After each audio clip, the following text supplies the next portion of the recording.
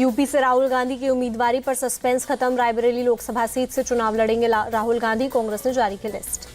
नामांकन के आखिरी दिन आज रायबरेली से पर्चा भरेंगे राहुल गांधी। कांग्रेस अध्यक्ष खड़गे भी रहेंगे मौजूद। बीजेपी नेता मंजिंदर सिंह सिरसा का राहुल गांधी पर हमला, कहा राहुल गांधी वायनाड से हार रहे हैं इसलिए रायबरेली से चुनाव लड़ रहे हैं। कांग्रेस ने किशोरी लाल शर्मा को अमेठी से दिया टिकट। रायबरेली में सोनिया गांधी के प्रतिनिधि के रूप में काम देख रहे हैं केएल शर्मा। अमेठी में केएल शर्मा के नामांकन में शामिल होंगे राहुल गांधी और मल्लिकार्जुन खड़गे। कांग्रेस कार्यकर्ता योगेंद्र यादव बोले केएल शर्मा की उम्मीदवारी से कोई निराशा नहीं। बीजेपी ने रायबरेली से दिनेश प्रताप सिंह को मैदान में उतारा, आज करेंगे नामांकन दाखिल। दिनेश प्रताप सिंह का दावा, रायबरेली में कमल खिलेगा, नकली गांधियों की विदाई तय है। स्मृति ईरानी का गांधी परिवार पर जोरदार हमला, कहा गांधी परिवार अपने अहंकार से बाहर नहीं निकल पा रहा, अहंकार ही उनका आभूषण। स्मृति ईरानी ने राहुल गांधी को बताया झूठ का अंबार, कहा छल करने की उनकी क्षमता बढ़ रही है, घमंड बढ़ रहा है। उन्होंने पार्टी के कई नेताओं का करियर बर्बाद किया।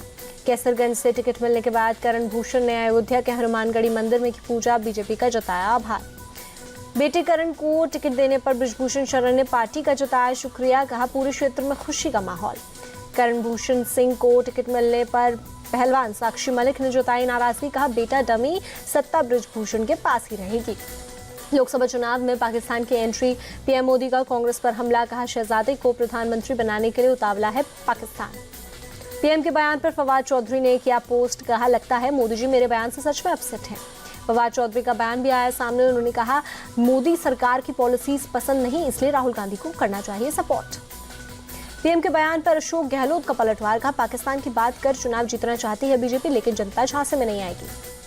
राहुल के समर्थन में उतरे राशिद अल्वी, नवाज शरीफ के दबाव में पाकिस्तान के फवाद चौधरी ने की राहुल की तारीफ, नवाज शरीफ से पीएम मोदी के हैं अच्छे संबंध। पीएम के बयान पर बोले वीआईपी चीफ मुकेश सहनी, भारत के चुनाव से पाकिस्तान को क्या लेना देना है, हिंदू मुसलमान पाकिस्तान करना बीजेपी की आदत। राहुल गांधी ने प्रज्वल रेवन्ना के बहाने किया पीएम मोदी पर हमला, कहा पीएम मोदी को मास रेपिस्ट रेवन्ना के लिए वोट मांगने पर देश से मांगनी चाहिए माफी। कर्नाटक के शिमोगा में राहुल गांधी ने कहा रेवन्ना ने 400 महिलाओं के साथ रेप किया, उनका वीडियो बनाया, ये सेक्स स्कैंडल ही मास रेप का मामला। यौन शोषण के आरोपी एचडी रेवन्ना ने अग्रिम जमानत की याचिका दाखिल की, बेंगलुरु की निचली अदालत में आज होगी सुनवाई। सेक्स स्कैंडल के आरोपी प्रज्वल रेवन्ना को लुकआउट नोटिस जारी, कर्नाटक के गृह मंत्री परमेश्वर ने कहा 24 घंटे में पेश नहीं हुए तो गिरफ्तारी होगी।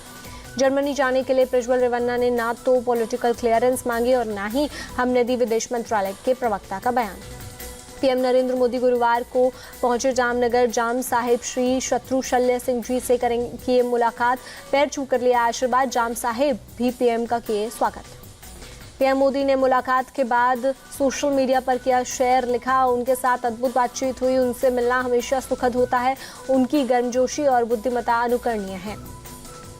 पीएम मोदी आज पश्चिम बंगाल में करेंगे चुनाव प्रचार, बर्धमान, दुर्गापुर, कृष्णानगर, बोलपुर में करेंगे जनसभा को संबोधित। पश्चिम बंगाल के बाद प्रधानमंत्री करेंगे झारखंड का रुख, शाम 5 बजे सिंहभूम की जनसभा में बीजेपी उम्मीदवार के लिए करेंगे वोट अपील। अमित शाह आज कर्नाटक, महाराष्ट्र और गोवा में संभालेंगे बीजेपी के प्रचार की कमान, चिकोड़ी, रत्नागिरी, सांगली और नॉर्थ गोवा में करेंगे जनसभा को संबोधित। बीजेपी अध्यक्ष जेपी नड्डा का आज गुजरात में तूफानी दौरा, दाहोद, अहमदाबाद और कच्छ में करेंगे चुनाव प्रचार। प्रियंका गांधी आज आगरा में करेंगी कांग्रेस का प्रचार, आगरा और फतेहाबाद में करेंगी रोड शो। भुवनेश्वर से बीजेडी उम्मीदवार मनमथ राउतरे का अनोखा अंदाज, फूल सजी बैलगाड़ी पर बैठकर नामांकन करने पहुंचे समर्थकों ने बुलडोजर पर बैठ करके बरसाए फूल। लद्दाख सीट से कांग्रेस ने बीजेपी सांसद शेरिंग नामग्याल को बनाया उम्मीदवार, बीजेपी से इस बार शेरिंग नामग्याल को नहीं मिला टिकट। पूर्व कांग्रेस नेता संजय निरुपम आज सीएम एकनाथ शिंदे की मौजूदगी में शिवसेना में होंगे शामिल, दोपहर 3 बजे समर्थकों के साथ होंगे शामिल। चुनाव के बीच में लगा अखिलेश यादव को बड़ा झटका, सपा सरकार में मंत्री रहे राजकिशोर सिंह ने अमित शाह से मुलाकात के बाद बीजेपी ज्वाइन की। टीएमसी विधायक हुमायूं कबीर ने अपने बयान पर दी सफाई, कहा बयान में हिंदुओं पर नहीं बोला था बल्कि विधायकों की संख्या पर बोला था। हुमायूं कबीर ने प्रचार के दौरान दिया था विवादित बयान, कहा तुम 70% हो तो हम भी 30%, 2 घंटे में भागीरथी नदी में बहा न सके तो राजनीति छोड़ दूंगा। अमित शाह के रजाकार वाले बयान पर असदुद्दीन ओवैसी का पलटवार, कहा रजाकार हैदराबाद से भाग चुके हैं और जो यहाँ हैं वो इस देश के वफादार हैं, पिछले 40 साल से आरएसएस को शिकस्त दे रहे हैं। अमित शाह ने हैदराबाद की रैली में दिया बयान, कहा रजाकारों से मुक्ति के लिए करे वोट। अमित शाह माधवीलता के लिए कर रहे थे चुनाव प्रचार। लोकसभा चुनाव के बीच एक्शन में गृह मंत्री अमित शाह लखनऊ में पार्टी नेताओं के साथ की मीटिंग।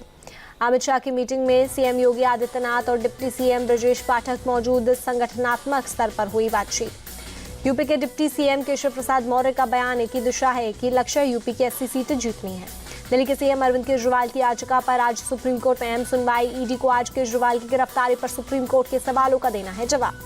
सुप्रीम कोर्ट ने मंगलवार को गिरफ्तारी के मामले में ईडी से पूछे थे तल्ख सवाल। केजरीवाल ने ईडी की गिरफ्तारी को दी है चुनौती। दिल्ली शराब घोटाला मामले में आरोपी मनीष सिसोदिया की जमानत याचिका पर आज दिल्ली हाईकोर्ट में सुनवाई। 30 अप्रैल को राउज एवेन्यू कोर्ट ने खारिज कर दी थी जमानत याचिका।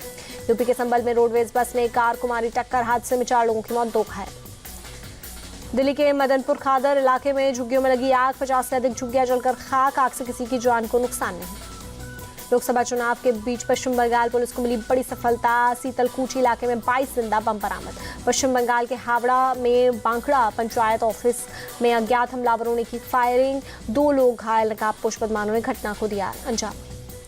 महाराष्ट्र के सोलापुर में गांवों में जल संकट से मचा हाहाकार। 15 दिनों में महज एक बार टैंकर से पानी की आपूर्ति। पानी नहीं होने से किसानों ने खेती करना किया बंद।